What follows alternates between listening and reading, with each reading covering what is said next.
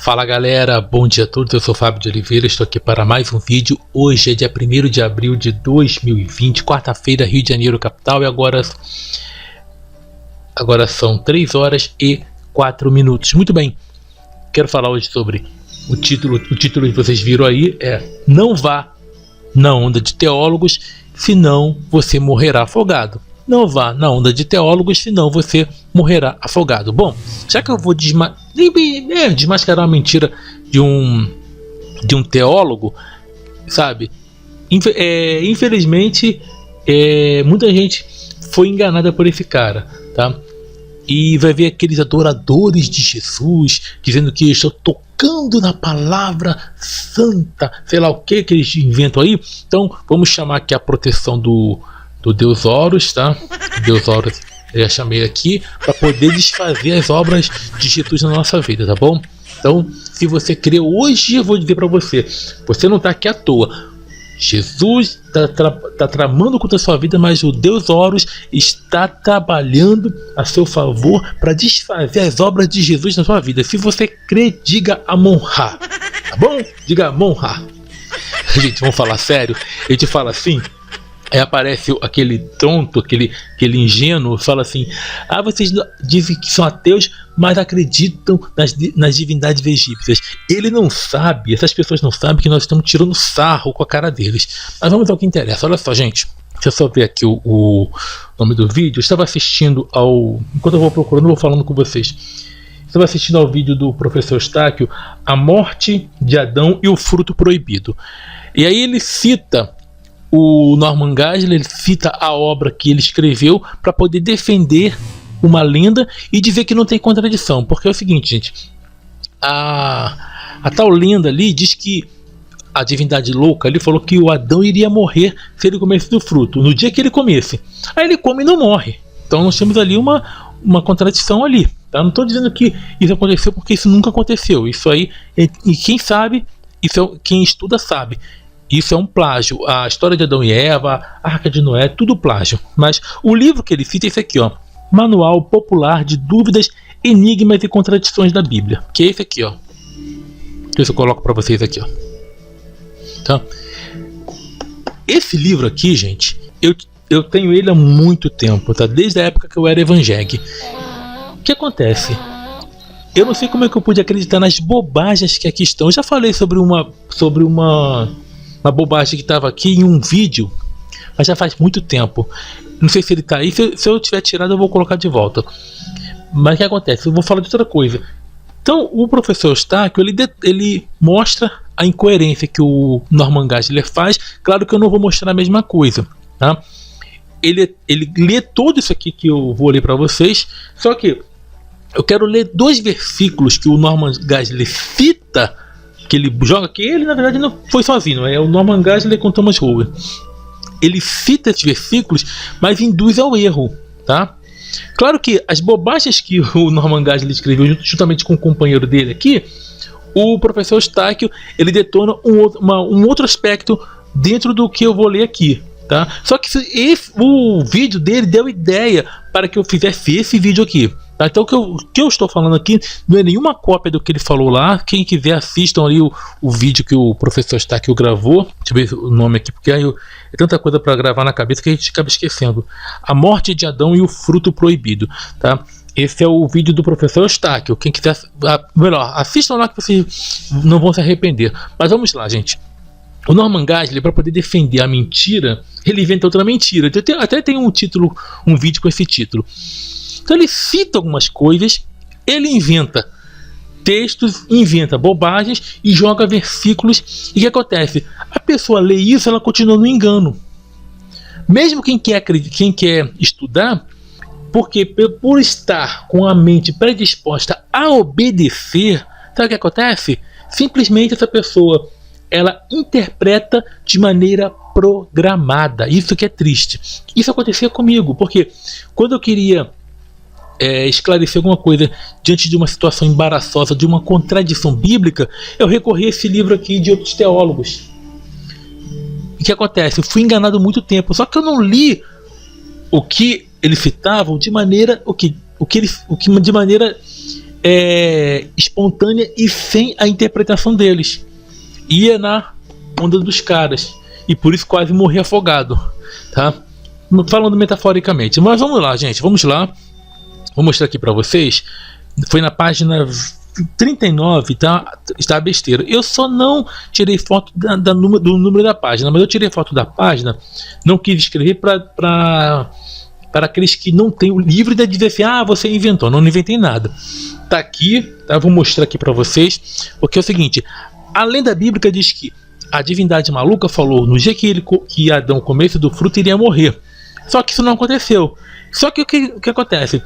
Isso faz alguma diferença? Não. Se ele morreu, deixou de morrer? Não. O problema é quando as pessoas falam que esse livro é sagrado, que não tem falhas, que esse livro é perfeito, aí as pessoas dão crédito a esse livro, colocam pessoas no poder também para querer colocar leis baseadas na Bíblia. Aí o problema é sério. Aí você tem que mostrar as contradições. Para quê? Para que as pessoas venham a despertar. Certo? Então vamos lá. Então o que acontece? Então vamos mostrar a contradição bíblica e mostrar o que o teólogo faz, que eu chamo de terrólogo, mistura de terror com teólogo, e que ele faz para poder justificar a bobagem da Bíblia. Vamos lá.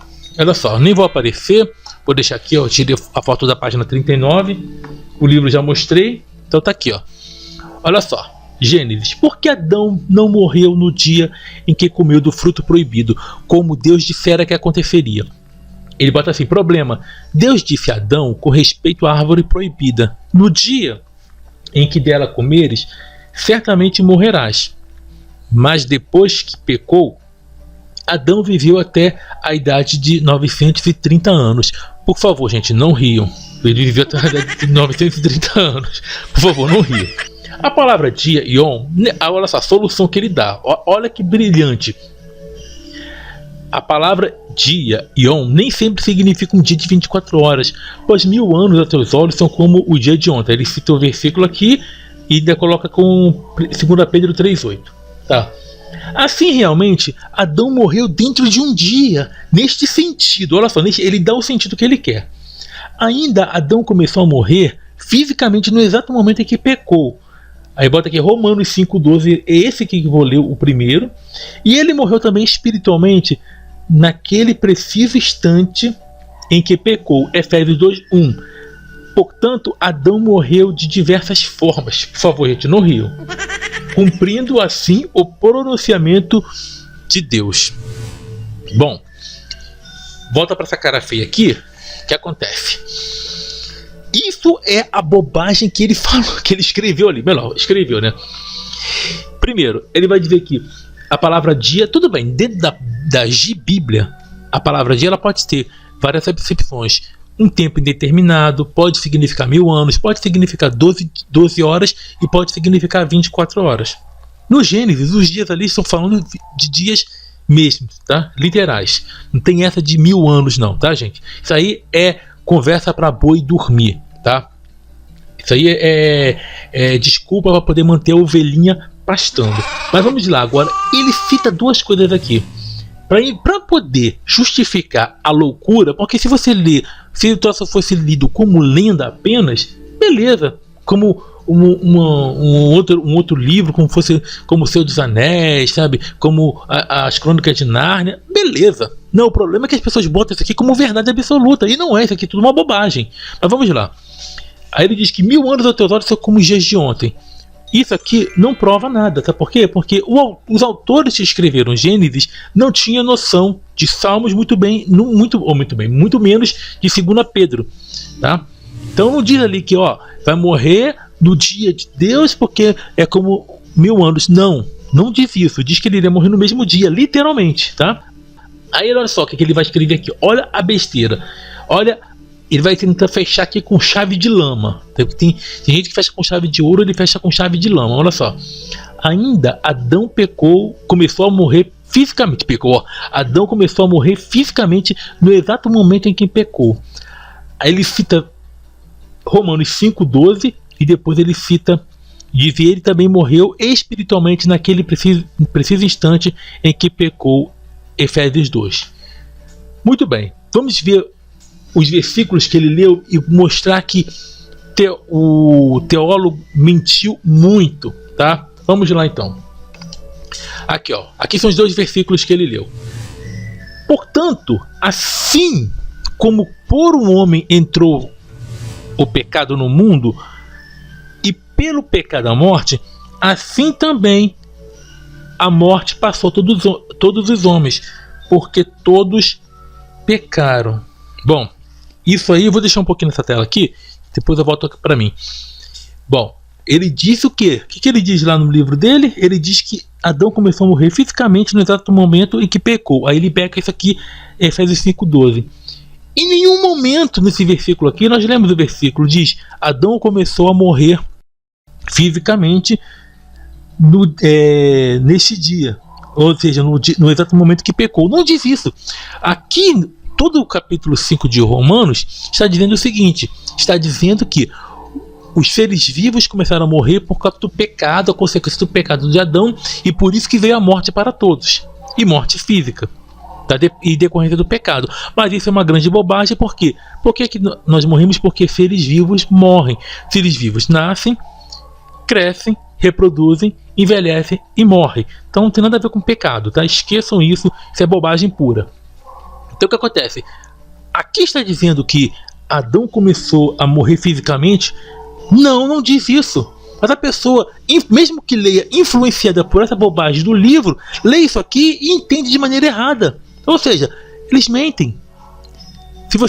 Se o crente lesse a Bíblia com um olhar crítico, ele iria sair da igreja rapidamente. O meu mal, na época que eu acreditava nessas bobagens, foi porque eu lia com o ponto de vista dos teólogos e dos pastores. Mas se você ler isso aqui, você vai ver, opa, ele está mentindo. Porque aqui não diz que Adão começou a morrer fisicamente. Não, aqui está falando outra coisa, tá? E agora o segundo versículo, que ele diz o seguinte: ele diz que Adão também morreu espiritualmente naquele preciso instante em que pecou. Olha só. Aí ele diz aqui, Efésios 2:1: e ele vos deu vida, estando vós mortos nos vossos delitos e pecados. Efésios 2:1. Isso aqui está falando da obra do filhote de pombo, que nós conhecemos como Jesus, tá? Não tem nada a ver dizendo que Adão morreu espiritualmente, porque não tem isso.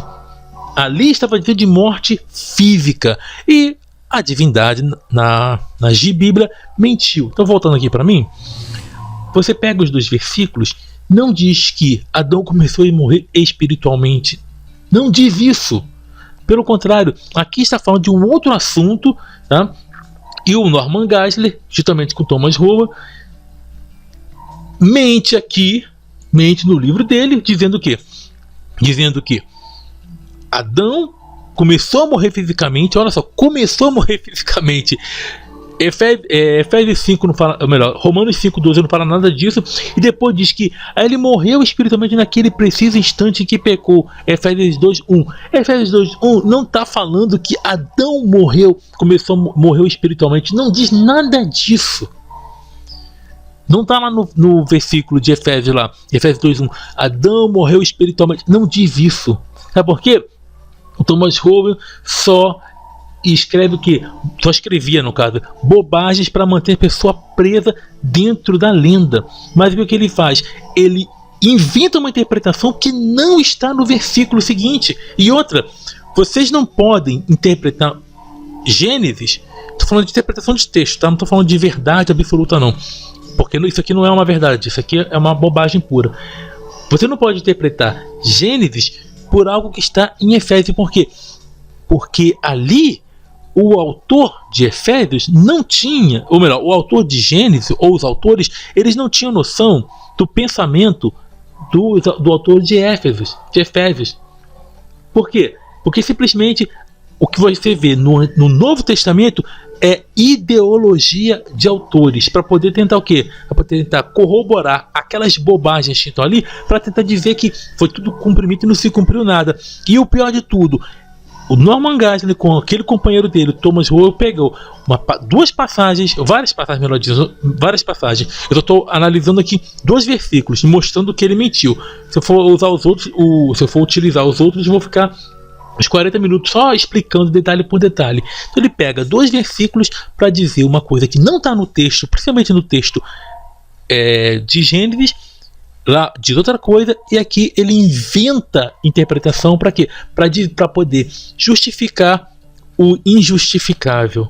Uma lenda cheia de discrepâncias, incoerências e mentiras. Por quê? Porque, lógico, toda a lenda ela é uma mentira, mas aqui nós vemos o seguinte: nós vemos que nada se cumpriu ali e as pessoas falam que isso é verdade absoluta, e por causa disso aí, pessoas estão vivendo uma vida totalmente aprisionada por líderes porque não analisam as bobagens que estão no livro Bíblia e simplesmente não analisam bobagens escritas por teólogos. O que acontece? A pessoa começa a acreditar. Começa a acreditar nas palhaçadas, começa a falar, e realmente não tem contradição não. Aí ele pega o argumento, que é na verdade o argumento do teólogo, que é a mistura de terror com teólogo, e explica o que o texto não explica. Porque o texto não fala de morte espiritual, fala de morte física, de morte mesmo. E aí o cara vem falar um montão de bobagens para enganar quem? Para enganar os trouxas. Para enganar a trouxa. Então, se você ler a Bíblia, tá? Isso aqui é mais para despertar as pessoas que estão presas nesse. Esse aqui é para despertar as pessoas que estão presas nesse engano aí. Se a pessoa ler a Bíblia com honestidade, ela vai ela vai largar o engano. Agora, se ler sob a ótica do pastor ou do teólogo, ele vai se manter no engano, tá? Por quê? Porque ele vai ler uma coisa e vai associar a interpretação ao que está aqui. Nem vai ler o versículo, ele vai ler o versículo com a bobagem na cabeça. O que acontece? Por quê? Porque quando a pessoa está predisposta a acreditar, a mente dela trabalha para que ela se mantenha firme aquilo que ela acredita. Então, não importa o que venha, não importa que nós mostremos a verdade para essa pessoa, ela sempre vai rejeitar a verdade e escolher o engano. Então, gente, tá aqui a bobagem. Não vá na onda de teólogos, porque senão você vai morrer afogado. Então, gente, tá aí mais um vídeo aí mostrando as bobagens. E, como diz o professor Eustáquio, livros cristãos só induzem ao erro. E aqui está a prova. Esse livro do Norman Geisler, ele induz ao erro. Eu estou repetindo várias vezes para quê? Para ver se a pessoa entende. Teve uma pessoa que perguntou assim: por que você fala? Deixa eles para lá. Porque essas pessoas estão tentando controlar a sociedade, estão tentando colocar, obrigar que as pessoas obedeçam a Bíblia, querem fazer leis a todo momento baseado nesse livro. Então, quando a pessoa começa a perceber as bobagens que estão ali, então ele vai ver: opa, estou devotando minha vida a uma mentira, estou o quê? Atrapalhando a sociedade com a mentira.